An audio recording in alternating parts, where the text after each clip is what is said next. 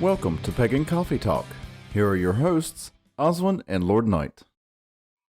So today's topic is seeing myth as myth. This might be a short one. It might be. Does anybody actually realize that in the pagan community, most of the traditional teachings and stuff that we teach, we basically tell people our myths are just myths. We don't actually believe them to be history like certain religions do.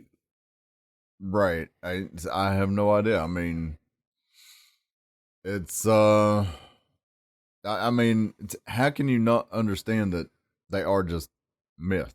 Well, see, now we're going to explain why we're thinking this way, all right? And the reason being is everybody has that Uncle Fred or that Uncle Ted.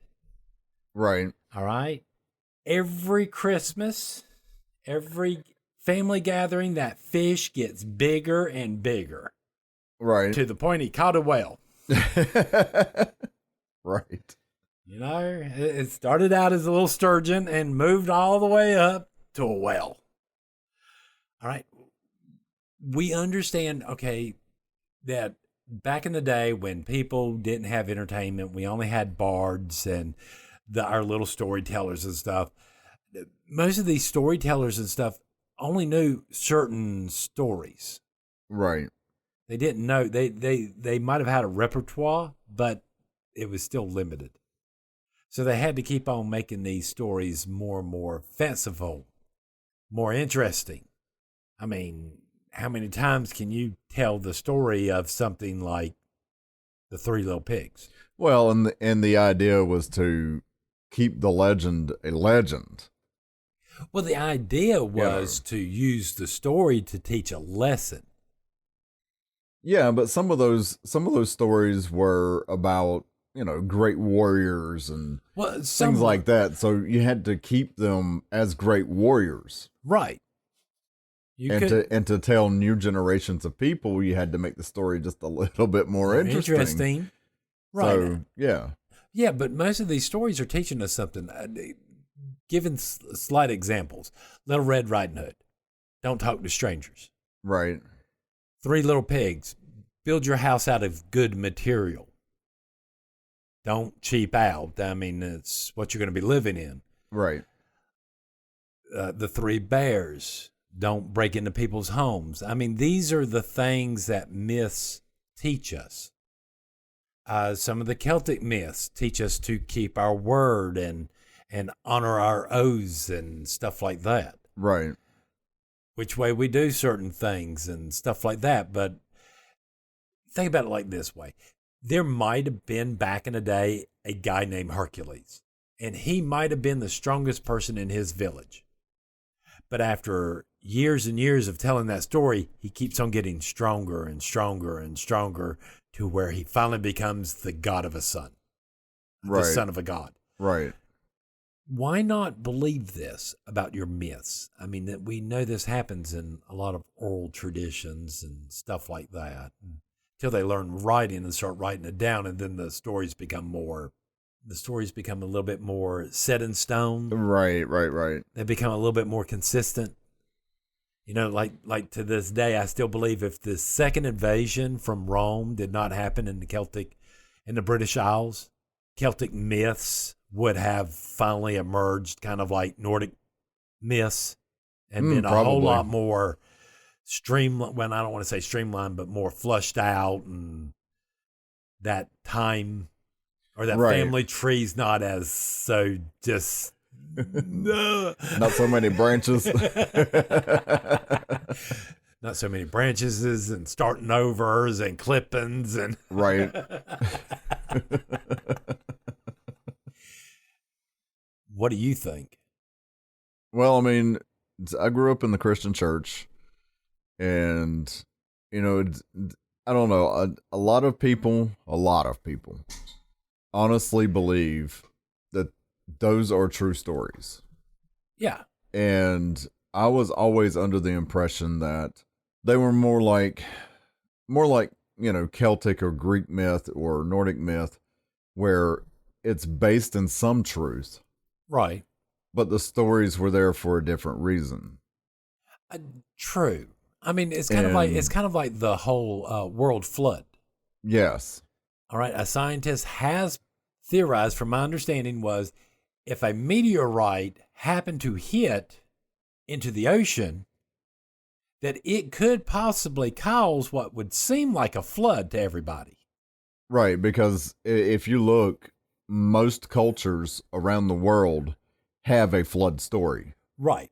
But then on the other hand, I mean, and not trying to pick on Christians, but then you have the whole Noah's Ark, which takes a lot of expending belief that this guy can do this, but it's also stated in there that he wouldn't have been able to do it if God had not intervened in that story. Now, again, here's where most of us pagans have a problem with this is that we don't believe in the supernatural, that nothing, not even the gods themselves, are beyond the laws of nature. Right. That they have to operate.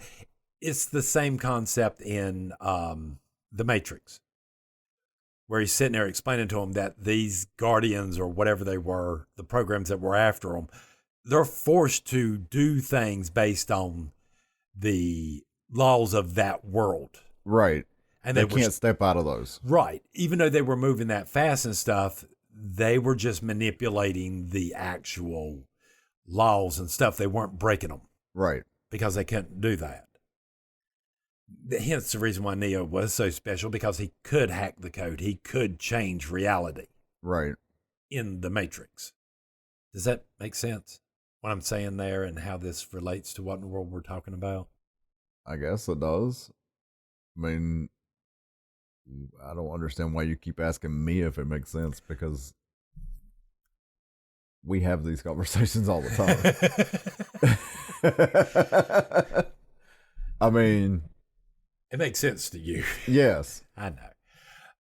I mean, ultimately when it comes down to it, and I mean, there's really not too much else to say about this, but when it comes down to it, if you are, if somebody is believing myth as reality, I think there's something missing there. Right. We can't take myth and treat it as reality.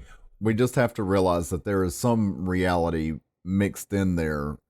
Just because historical places and people are mentioned in myths does not make the myth more historic. Right. It's like historic fiction. Right. When you read a historical fiction novel, you can't treat this as a real story.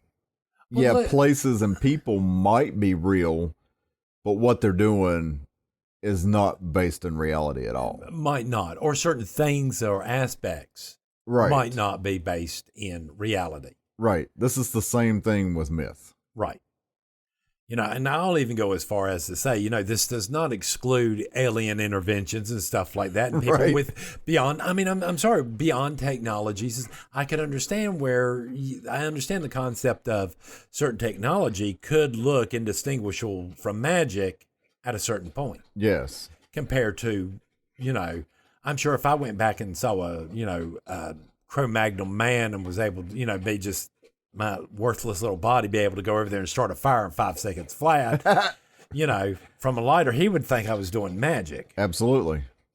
And it's just a bick, all right? Right. So, I mean. So I can't ignore that either. You have to, when I sit there and say we got to look at things at a lot of different angles, I mean, a lot of different angles. Right. Even some, I really don't want to go there today. Do we have to? Do we have to? Do we have to get ET involved? I mean, just saying. I think that's all I got to say about that. All right, so let's talk about something else. Bad luck. And people, doing all these protection spells and this and that. But when you look at it, is it really bad luck? Is it? The majority of the times I see people do this. And just the whole, let's start with just the clumsy stuff first. Right. People just being clumsy. The majority of the times, this is just people not paying attention. That's what I'm trying to get at here with this is, is it really bad luck or are we just, is it something as simple as paying attention? or not paying attention. You know, well, I mean, that's my question. I think in the majority of the times it's just us not paying attention. That we're too busy, distracted, thinking about other stuff, got our face in our phones. Right. There's that video where that woman's on her phone and she walks straight into a fountain. Right. All right. Is this bad luck? No, this was her not paying attention to what in the world she was doing. You know, that's the same thing that gets people into car wrecks and stuff like this. People aren't paying attention to what in the world they're doing. Right. That ain't bad luck. That's your fault. I mean, don't get me wrong. I'm just as guilty. You know? Well, yeah. I mean, we all are. And then make it even worse. It's worse out here where we live because there's not a lot of traffic. Right. You know, so you can drive back and forth to the store or whatever. I mean, yeah, it takes a little while, but you can sort of go off in your head and just not worry about it because you're going down the back stretch road. Right. You know, you're not, likelihood of running across somebody's, next to nothing. But, in the city, you can't do that. No. Well, you really shouldn't do that in the country, No. All it takes is one of these harvesters. Absolutely. Going down the road to mess up your day. Them things are huge. They really are. And they will they will clip things off of your vehicle like nobody's business. But then you hear these people where they seem to have a run of bad luck. Right. Car breaks down. Suddenly they get sick. I've had many people who have started their jobs as a manager, started their job, and like in the first month, their car break down, their kid gets sick, their mom died. Mm-hmm. I mean, is this bad luck or somebody do something hinky here? Well, and even then, the question raises, is it just a coincidence that all these things happened around the same time? Well, my question on like the cars breaking down.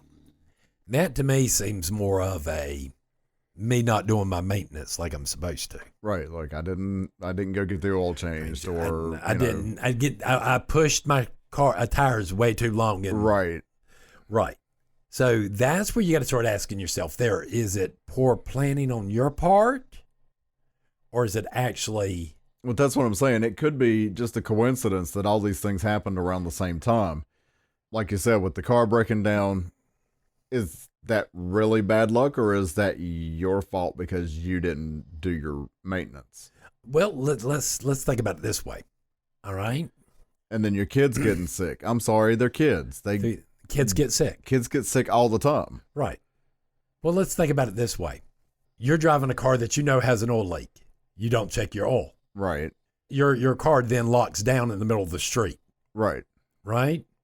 Which then means that somebody has to get off work to come help you push it out, take you home, and do what in the world. So now you've messed up two people's day. Right. All right? Again. Or you have to call a wrecker and spend more money. Than you need to. So, yeah. So again, here's where in the world these problems start. Is it poor planning? Like the person that gets all wrapped up in, you have this incident happen. So you're so wrapped up trying to get your car fixed that you forget to pay your power bill. And then your power goes off. Right. This is how this stuff happens because we easily get distracted by other things going on where we need to do this. Right. This is where I think meditation helps because you seem to be able to stay on track better when you're meditating. Well, we'll say proper meditation. That includes grounding. Because how many times have we seen it personally? People come out of meditation and just don't ground, and then they're just like walking zombies. Walking zombies, or that one jinxie girl on all the old cartoons. Oh yeah. If there was if walking across the road, if the white line didn't get her, the yellow one would. Right.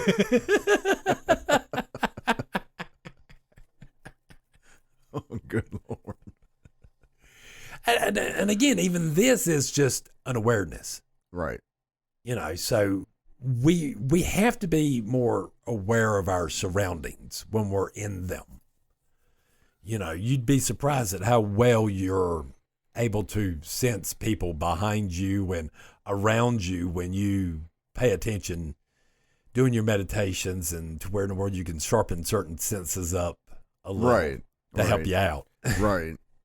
And there's an exercise that I kind of like as well about, paying attention to your surroundings. Yeah. First of all, you go to the place somewhere you had never been before at night. Right. Then when you're there, you write down everything you can think of while you're there. What you see, what you smell, the whole 9 yards, the way it looked, the whole 9 yards. Then you go back during the day and see how in the world your perception at night compares to what actually you can see in the day. Yes. I love that exercise. Why do you like it? What is it about it that you like? It brings about more awareness, and it just lets you know, hey, okay, I thought this was that, and I was completely wrong because that wasn't even there. It actually shows the limits of your senses. Yes. Is what it actually does. But in some ways, it also shows you personally things you need to work on as far as your perception of other items and people and places go. Oh, yeah. Because once you go into something like that and you do this exercise a few times in different places and you start realizing, okay, I have this in common with this. Right. This was not a common factor. I need to work on this. Why do I always see a stack of boxes as if it's a monster? Right. Why do I always see these shadows and stuff, and why do they always go into this shape? Right. So it gives you more to work on. It does. It gives you a whole lot more. Plus, you have that whole entire thing that we know about people's brains where humanity brains want to make patterns out of stuff that's not patterns. Right. That's actually called something. When there's not really anything there, though. Yeah. I've heard them say it on certain TV shows, but they'll be talking about the same thing. So, at night, you got all these shadows, things look different. Your mind's going to try to process what's there. Right. And it's going to do it in a way that it knows how to do. Right. And since your sight is limited, you have to rely on your imagination. I think our brains do the same thing in this scenario as if we were out on the astral plane. I believe so. Where it starts to place stuff in there and perceives things in the way it understands it versus what's actually there, especially when you're going there at night. Right. And you can actually see where in the world you're fooling yourself and thinking that there's stuff there when there's not. Right. And I'm not sure what causes that, but I think it's that pattern recognition. I think it is. And if you're aware of it, you realize what you're doing and you can sometimes correct it at night. Are there any other things that we can do to kind of help out with our quote unquote bad luck? Besides protection spells. I'm talking realistic things like, dealing with your view of perception.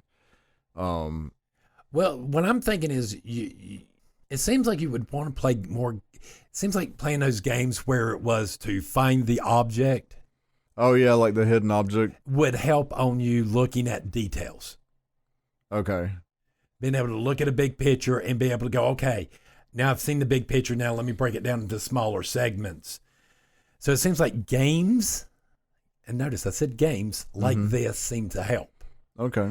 Maybe even doing the memory match games.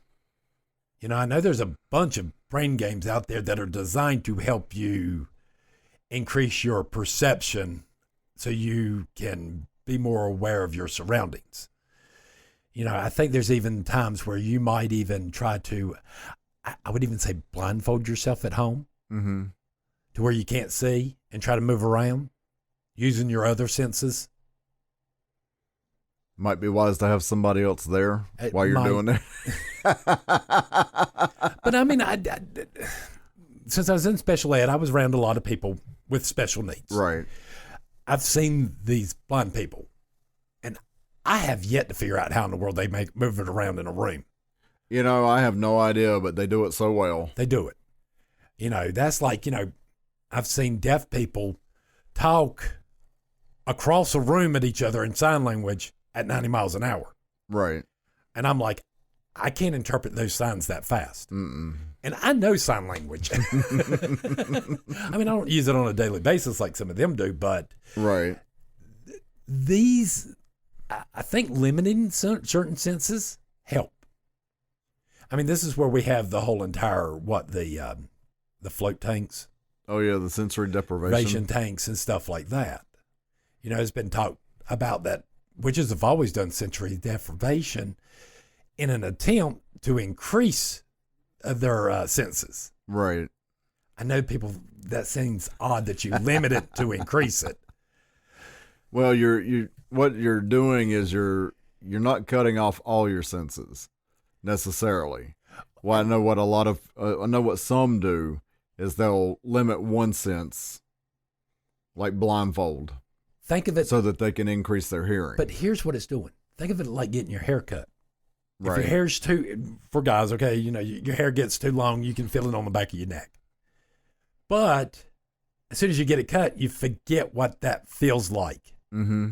And the feeling's new. Right. Do you see what I'm trying to think of? Yeah. Where we, while the hair or something's there, it feels this way, but we can change it to make it feel a different way. And the senses are heightened. Right. Because it hasn't had that sensation in a while. I think this is what the sensory deprivation does. Mm. It turns it off, and then when you start to use it all at once, it's sort of like... right. Standing at, front row Motley Crue.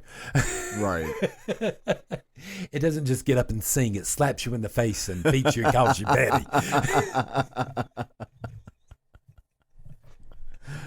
Oh, Lord. Why? Because it can. Because it can, yes. But I think this is what this is about. I mean, try the sensory deprivation stuff if you can, but, be careful. Well, again, I think there's different ways to do it. You can do total sensory deprivation, like in the float tanks. Right. You can isolate all but one. Right. You can isolate all but two. There's various ways that you can do it. So, like you could blindfold yourself and get some noise canceling headphones and just rely on touch and smell. Right. Not trying to move around or anything. Be safe about it. Well, I mean, try to identify items. Have somebody hand you items. And try to identify. And just identify it strictly by taste or smell. Yeah. You cut off the other senses to try to put more concentration into one. Exactly. And doing it this way in privacy, eventually you get to the point where you sort of learn how to do this automatically without the blindfolds and stuff. Right. How to alter or place a little bit more brain power behind hearing something or tasting something versus anything else. Right. Because my understanding, and I got to remember where I saw this, but it was something to the effect of people's taste buds are good enough to taste like a little grain of sand in a pool full of water. Okay. That you see what I'm saying? Yeah. That our senses are a whole lot more sensitive than we give them credit for. We're just gotten so used to them, we ignore them. Right. Well, and like as far as your sense of taste, because of my blood pressure, we eliminated a lot of salt, a lot of sodium from our diet. Yeah. And now you go to eat something, you can taste the sodium in it. Oh God, yes. It's the same thing. You've cut it off, and then all of a sudden you're using it, and it's like, whoo. Whoa. Tastes like the Sahara in here. It's like, oh, this tastes like salt water. Now I know what the Dead Sea tastes like. Thank you. Just what I wanted. But no, I mean, how little we ignore our senses in certain things. Oh, absolutely. One of the ways you can actually even prove this about how fast we do this is if you live in a noisy area, try visiting way out in the country for a while. Mm-hmm. The silence will drive you insane. Right. You know, how many times, I mean, I know people that can't go to sleep without white noise playing in the background. Right. But yet you ignore it. We don't pay attention to that fan running in the background. You don't pay attention to that, but you hear it all the time. Right. So if we can cut information off that fast, you know, how long does it take to add it back up? I mean, that's like we got one of those 7-day clocks. Mm-hmm. And I'm here all day, and that thing chimes every quarter hour. And there are times I don't remember hearing it at all for hours on end. Right, yeah, I mean. Because you get busy cooking dinner or doing this or doing that or watching this show. Right, and again, you hear it all the time, so you block it out. You block it, you tune it out. So if we can tune it out, we should be able to tune it in. Should be. So again, I still think all of this comes down to a sense of us not paying attention. And I think that might also come from our sense of security. How so? What's the chances of going out and being mugged? You know what I'm saying? What's your chances of going out and literally being held up by highwaymen? When was the last time the cavalry came running over the hill and took out your house? True. Do you see what I'm saying? Yeah.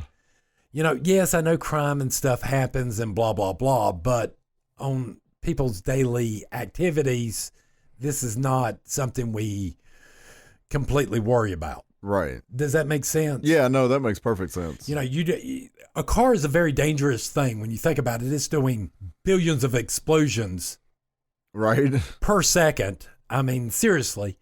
And it going down the road, and we never think about this. We never think about how dangerous this is. We just do it. Right. And in doing this, we also get into this sense of relax, we're safe, and we don't pay attention. Right. Because we feel like we don't have to. I mean, don't get me wrong, I don't think people should go around being paranoid all the time either, but but I mean, there should be a sense of alertness. Well, and then too, I think some of that comes from a sense of familiarity, where it's like, you know, we drive these roads all the time. Right. You drive, and everybody does it. They drive specific roads almost on a daily basis. Oh, yeah. And so you get so familiar with them. How many times have you left home and arrived at work and don't remember getting there? Not very often, but I have had it happen. First time it happened, I was actually in high school. Yeah. I was on my way to the school for an event, and yeah. Right, how many times have you done that? I can tell you how many. I can't tell you how many times I've done this. Be driving somewhere and be listening to the music or whatever off into my la la land, and suddenly be like, "Oh crap! Did I pass? Where am I?" And it'd take you a while, and you're still having to drive down the road trying to figure out where in the world you are. Right. Because you've gotten, quote unquote, lost in time. Well, because you've altered your consciousness. Right. Unaware that you've done this. Well, that's why I said, quote unquote, lost in time. You've altered that conscious state. To where, you know, things don't perceive like they're supposed to. And again, you weren't paying attention. So everything seems to be coming back to that. I know. Funny how that is, huh? Like we're the cause of our own problems. What? And it might not be Mercury and retrograde doing all this. Might not. It might just be a convenient excuse. Oh, that's heresy. Don't say that. I'll say it again. It's a convenient excuse. And I think that's all I have about on this to say. All right. Thanks for listening. Join us next week for another episode. Pagan Coffee Talk is brought to you by Life Temple and Seminary. Please visit us at lifetempleseminary.org for more information, as well as links to our social media: Facebook, Discord, Twitter, YouTube, and Reddit. We travel down this trodden path, a maze of stone and mire. Just hold my hand as we pass by a sea of blazing pyres. And so it is the end of our days, so walk with me till morning breaks. And so it is the end of our days, so walk with me till morning